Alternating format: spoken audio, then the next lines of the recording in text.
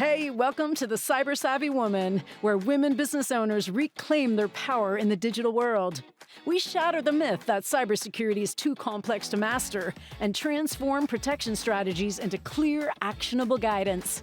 This is your digital empowerment sanctuary, where cyber fear becomes cyber confidence.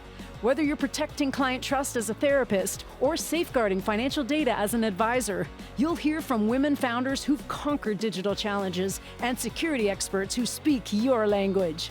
Every woman leading a business deserves to feel unshakable in her digital decisions, no matter her technical background. Are you ready to stop letting cybersecurity intimidate you and start letting it elevate you? Here's your host, Rachele Schainker. Welcome back to the Cyber Savvy Woman, where we talk about practical ways women can protect themselves, their businesses, and their futures in this increasingly digital world. I'm your host, Rachele Schainker, a Silicon Valley technologist and owner of the award-winning managed service provider, CMIT Solutions of San Mateo. Today's guest is Mira Musank, a sustainable fashion community builder, textile upcycling artist, and climate-focused creative based in the Bay Area. With a background in computer science and corporate fintech, Mira has made a bold pivot into sustainability, art, and community leadership, using creativity to challenge overconsumption and inspire impact. In today's conversation, we're going to talk about career reinvention, sustainability, entrepreneurship, and how technology and cybersecurity show up even in non-traditional careers. Mira, welcome to the show. Thank you, Rachel. So glad to be here. Thank you so much for the introduction. Yeah, no, I loved our pre-call talk was very interesting. I love what you're doing, and I'm really happy to share it on the show. Share with our listeners a little bit about your journey about from corporate fintech into becoming a textile upcycling artist. I love it. I love that journey. How did that happen? Well, on hindsight, if I were to do it again, I probably wouldn't do it, because it was just like a leap of faith, like a literal leap of faith. I have had an accumulated interest in garment construction and textile upcycling, like, let's see, in maybe 7 years or so before I quit my last corporate job. But then I never really pursued it like seriously. Like even in college years, I had this one time where my jeans were too short and Joanne stores is still here at the time, right? Yeah, yeah.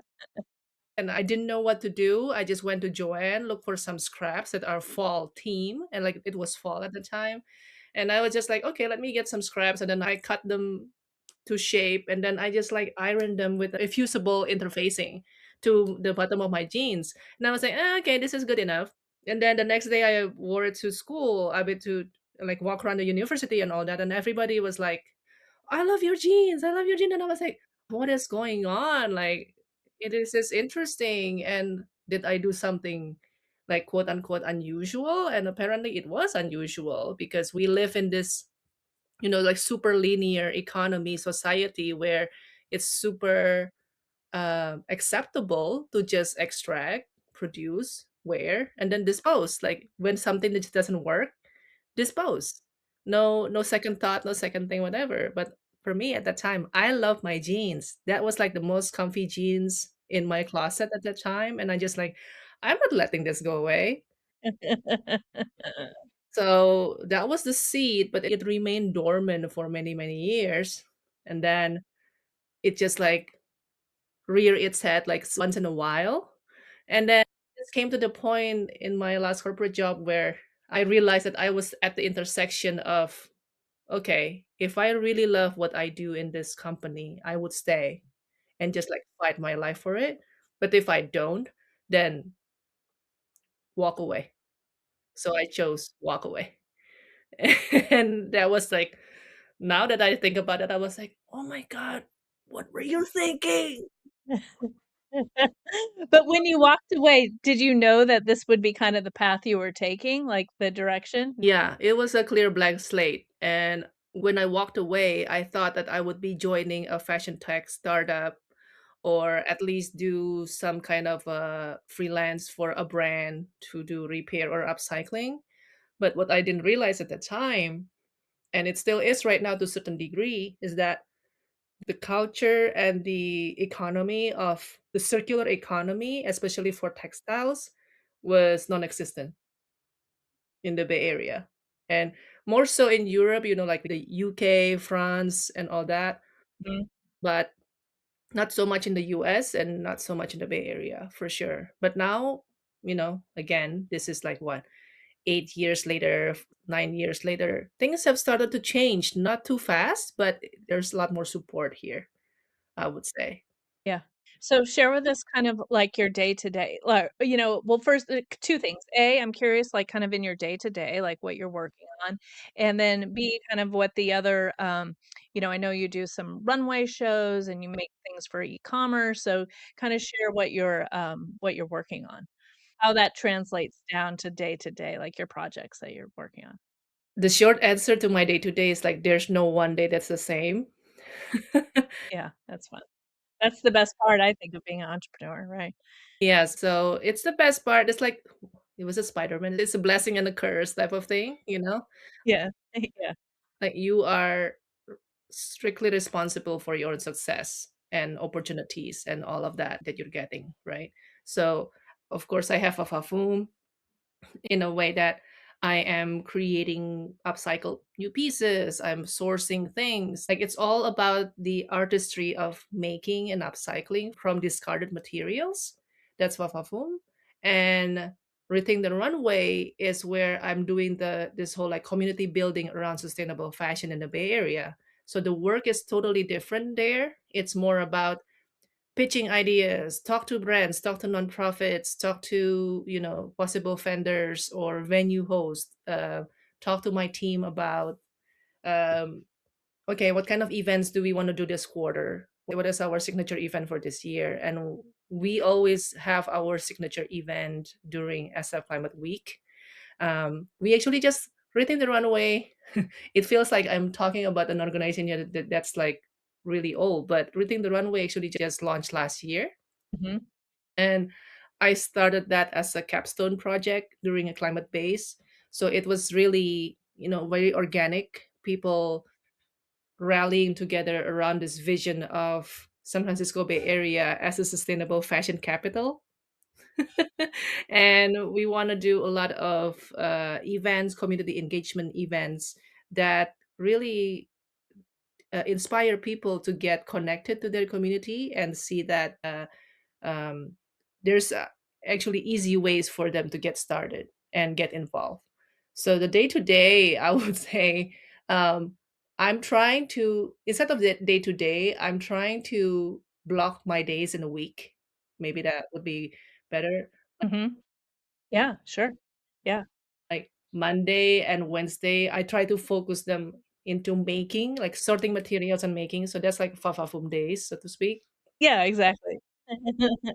Plan says one thing, reality says other us. That's why I'm already sighing. It's like that's not right. Tuesday and Thursdays are usually my meeting days, like where I'm talking to people and pitching ideas and follow ups and all of that stuff. And I have to say that my training as a product person in those corporate jobs pay big time for sure, Yeah. Yeah. Helps. Yeah. because otherwise it's gonna be so insane to organize all of those things that are happening. My Reading the Runway meetings usually happen on Thursdays, so that was like a good weekly um, stand-ups, so to speak, to say, okay, this is where we are right now. This is how much funding we have. This is the kind of for our event on this date, what happened, blah blah blah. And then Friday is usually my wild card day. It can be if it's anything coming from Rating the Runway that needs more attention, then it is a Rating the Runway day. Otherwise, it's gonna be Fafafum day. And usually, that Friday is when I do my outlines for my Substack newsletter. Mhm. Mhm. I have a Fafafum Studio newsletter. I do twice monthly. Oh, nice. Yeah.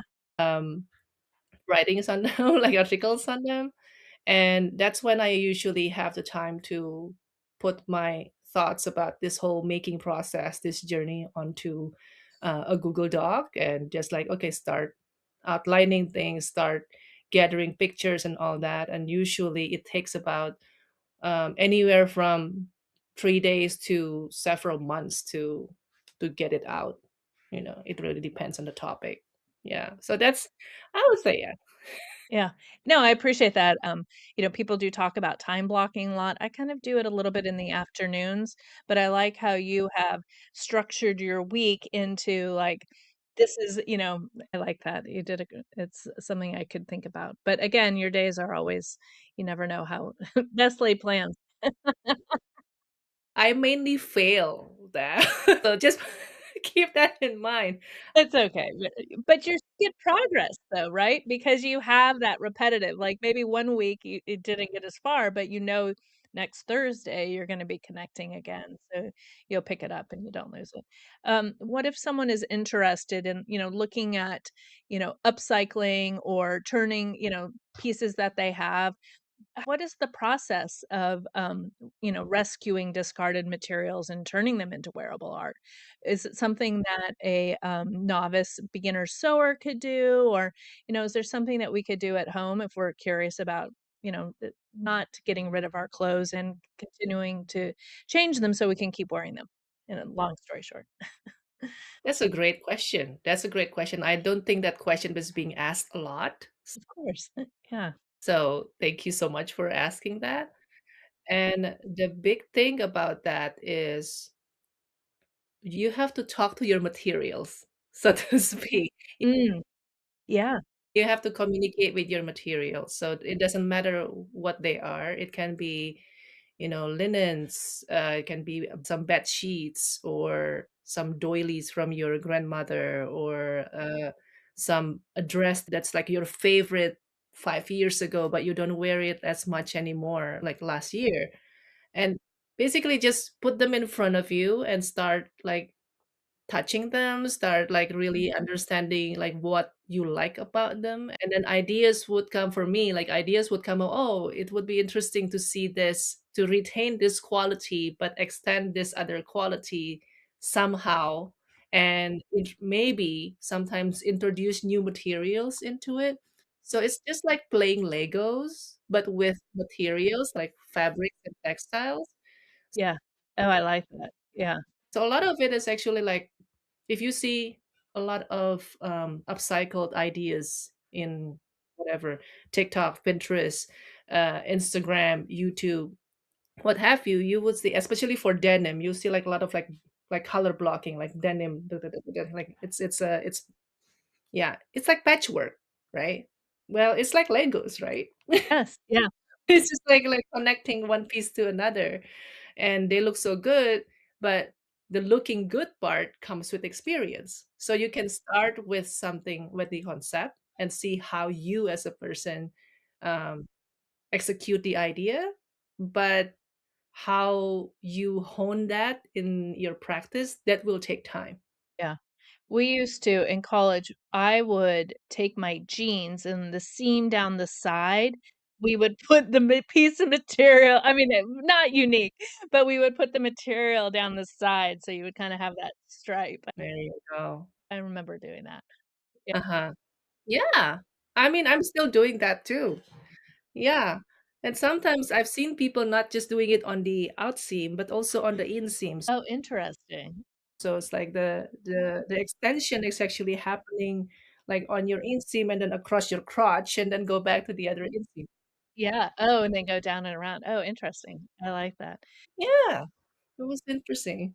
Yeah. What are some misconceptions people may have about sustainable fashion and climate art? What are you trying to go against, Okay, let me start with something that's more niche, which is upcycling. Like people usually think that, oh, it's easy. It's like it feels like it's just like, like wave your magic wand and suddenly one thing becomes another. But you the before and after, between before and after, there's like many hours and hours of work. And those hours usually get unnoticed or unrewarded. And a lot of it is passion, but a lot of it is also like expectation of you should be able to perform and execute it well no matter what. Um, and that is a misconception that I feel is very unfortunate because like a lot of textile work, even for tailoring and or repairing, it feels like um, it is underappreciated a lot. Like people are expecting really stellar work for little money or for free. Right. Right. I used to call it, and I'm still calling it to this day, like high fashion expectation with fast fashion budget. Yeah, I was thinking that. It must be because they're so used to getting it like this, so they think, "Oh, you should." Yeah, yeah. Interesting. Yeah. Oh, you want to make like two shirts and you want to make it into a dress? Cool. I will pay $60 for it. And No. Right. no, it's probably like 500 bucks if at least, because it's just a lot of work, like deconstructing things too. Like this is actually common too in the industry. Like people when they are recycling things, when they are recycling textiles, they are breaking down something that a product that already exists, breaking them down into components or to main ingredients or whatnot, and then they have to process it again to become something new, right? So they're not working with something that is pristine and out of the bolt or out of the factory and all that. So the breaking down itself, it's very labor intensive, time consuming, and expensive. So so that's the thing. Yeah. Yeah. Yeah. So there's a lot of that, happening in the sustainable fashion, and that's why there's that friction of pricing always. The style thing has been bridged a lot more in the past few years. Styling used to be an issue for sustainable fashion. People used to think that sustainable fashion is just like those moss green or khaki colored fleece, whatever, and that is sustainable, but it's super expensive. But now the styling for sustainable fashion is now on par if with the traditional fashion. But the pricing, it's hard, especially in this kind of climate right now, where the funding is drastically drying up or non-existent. So I feel that too for Ripping the Runway and to some degree fashion Fafa Foam Studio as well. Like we used to like last year we could get like a leading sponsor, like a brand sponsor to do our signature event. Like this year I'm seeing even people who have been doing this climate activism and artivism for a while, they do not get anything. And so when we did not get anything, I was like, "Okay, this tracks. This tracks with what's been happening so far, and it's just going to be more and more challenging." But that's why it's very important to have good partners and collaborators that you want to have long-term relationship with.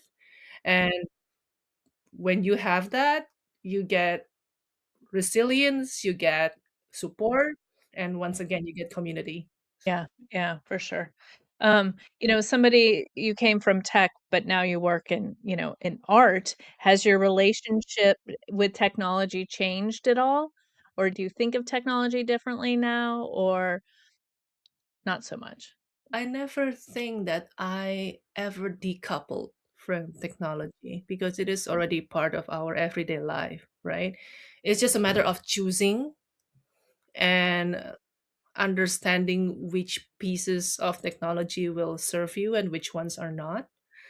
Right. Yeah, well said. Yeah. I was just thinking, is there fast technology? There probably is. Yeah. Uh, I mean, it's hard for us to, yeah, I mean, all technologies are fast right now. Yeah, exactly. Yeah. I mean, like, especially with the chatbots and the generative AIs and all of the LLM models and, co-pilots and all. It's just like you can do so much with technology these days. And um, I dislike the marketing of it that makes it feel like, oh, technologies exist for you to make you faster in doing your work. There's so much more than that. It's so much more than that.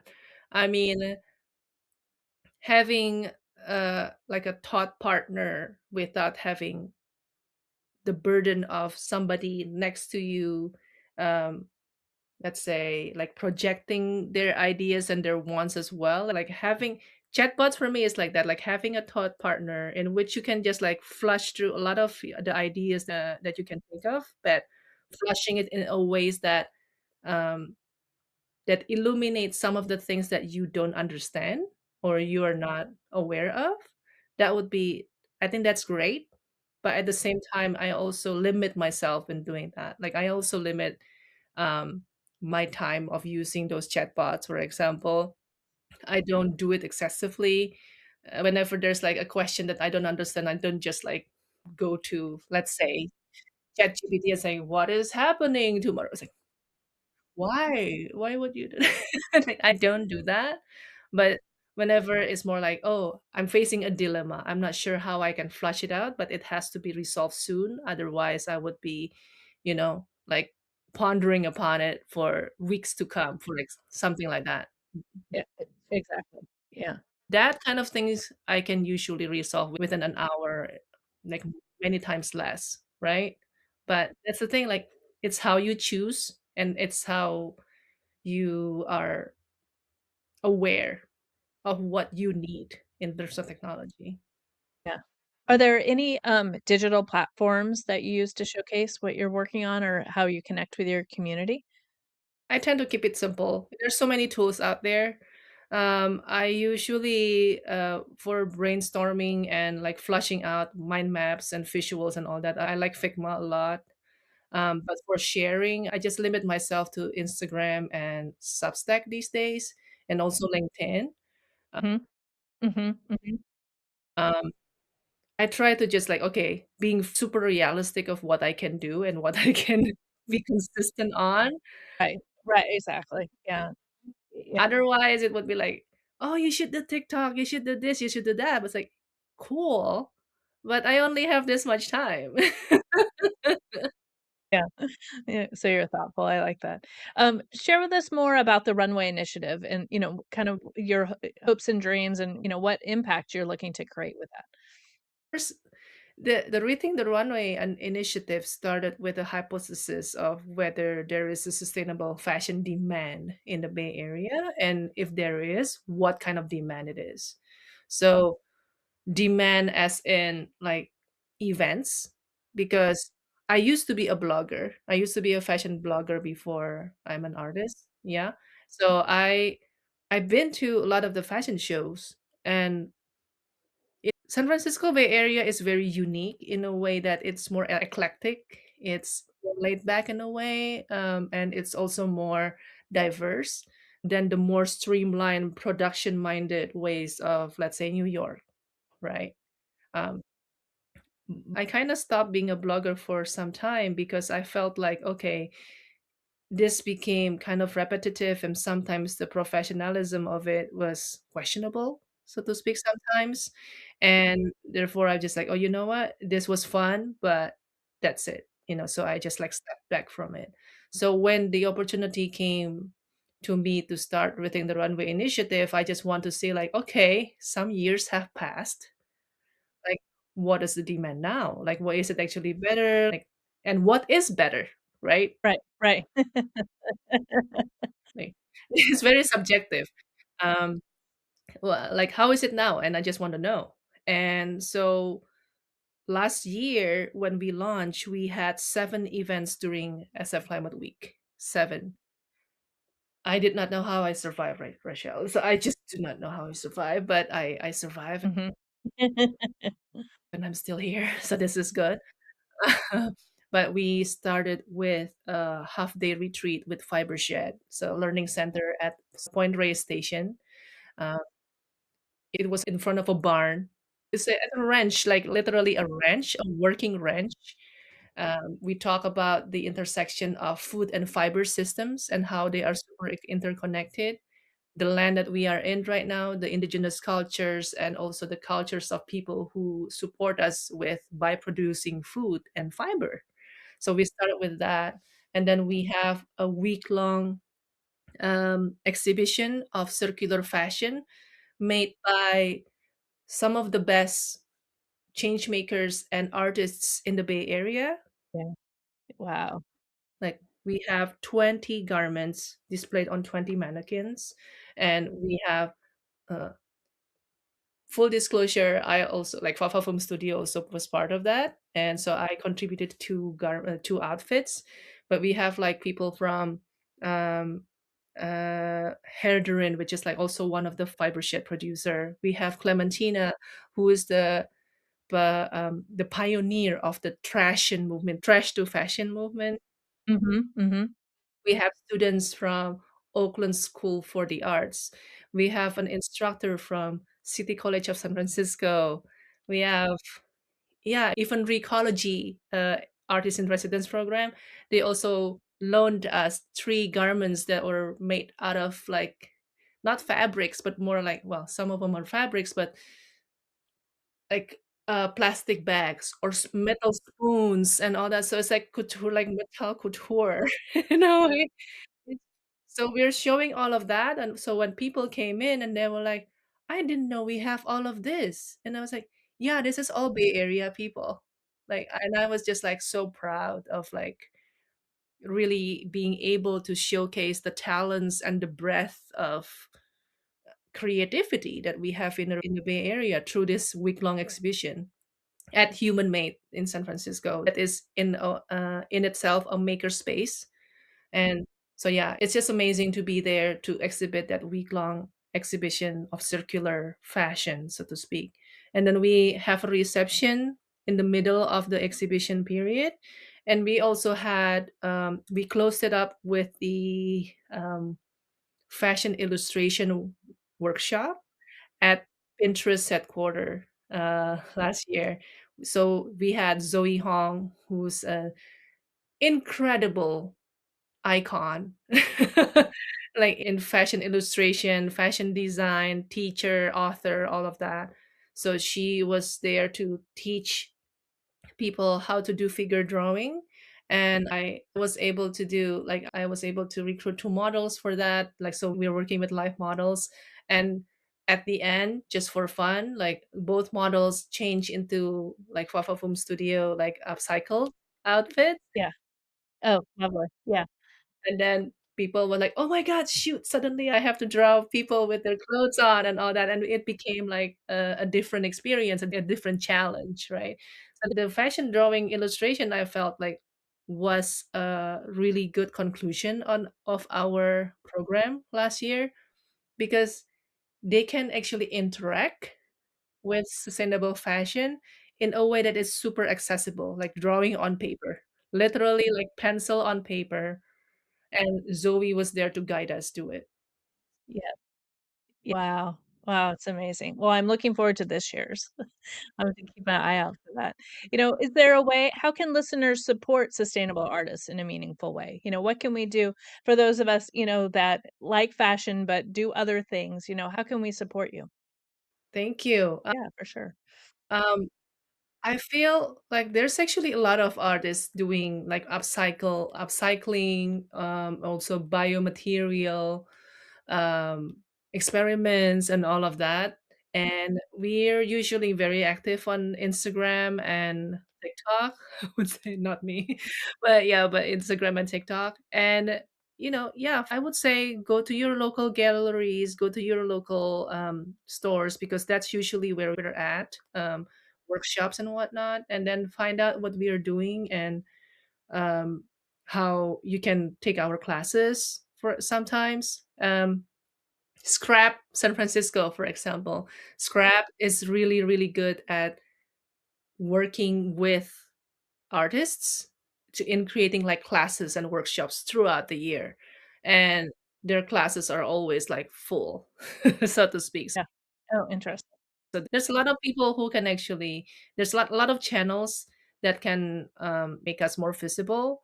Um, in terms of how you can help us be more sustainable, it's uh, well, yeah, like see what we are doing so that you understand more how we are doing our work and how we can provide value. And so from there you can understand like if we come up with such and such pricing or whatnot, then you would understand where we're coming from and where's that coming. Yeah, what the value is. Yeah, exactly. Yeah. Was there a moment where you, almost gave up on this, but, what kept you going? Or has it been just what keeps you going? Oh my gosh. Oh my gosh. How about that? How about what keeps you going? I feel like this is true for many people, especially for solopreneurs. Like the imposter syndrome is real. Like you're questioning yourself and very often. And for me, sometimes it's every day. Sometimes it's like, okay, why am I being in this an unstable field or choice path that nobody has a blueprint on and the money is difficult and, and it's just like what is the end game. I just do not know for any of that, right? But what keeps me going is the community and the support and the support as in like the support from the community that I can get and give back as a result. Right, right. And if I'm thinking about this when I first started, I wouldn't be able to articulate what it was, but it was just like a lot of love and support and encouragement and understanding, acknowledgement, a lot of mentorships and insights that is just very organic. And at this day and age where we are at right now, what we are experiencing, those kind of support is always such a breath of fresh air. It keeps you going. It's like, oh, we still have these kind of people making a difference, even though there's like so much mountainous challenges in front of them. And they're still looking for people to support. They're still looking for people to help. And seeing and connecting with all of these people in the community, I'm always in awe of them. And therefore, I also want to be like them. And in a way, I'm probably becoming like them. Yeah, I think you are, yeah, yeah. Bit. So, I mean, it's just a transformative journey, and it's not easy at all, but it's also something worth taking and something worth persevering about. Yes, definitely. Mira, thank you so much for joining me today. I loved hearing your perspective on sustainability, creativity, and building a purpose driven career in a non traditional space. Your journey is such a powerful reminder that technology, community, and impact can come together in meaningful ways. And to our listeners, thank you for tuning into the Cyber Savvy Woman, where we explore practical ways women can protect themselves, their businesses, and their future in an increasingly digital world. To connect with Mira and learn more about her work, be sure to check the show notes for links and resources mentioned in today's episode. And if you enjoyed this conversation, don't forget to follow, rate, and share the show. And join us next time for more real conversations about technology and living a more cyber savvy life. Thank you, Mira. Thank you so much. This is amazing. Thank you. The Cyber Savvy Woman podcast requires more than a conversation. It takes action, research, and collective wisdom. If today's episode resonated with you, we'd love to hear your insights. Join the conversation and help us shape the future together. We'll be back with more stories, strategies, and real-world solutions that are making a difference for everyone. In the meantime, be sure to subscribe, rate, write a review, and share it with someone you think would benefit from it too. Hey, thanks for listening, and see you on the next episode.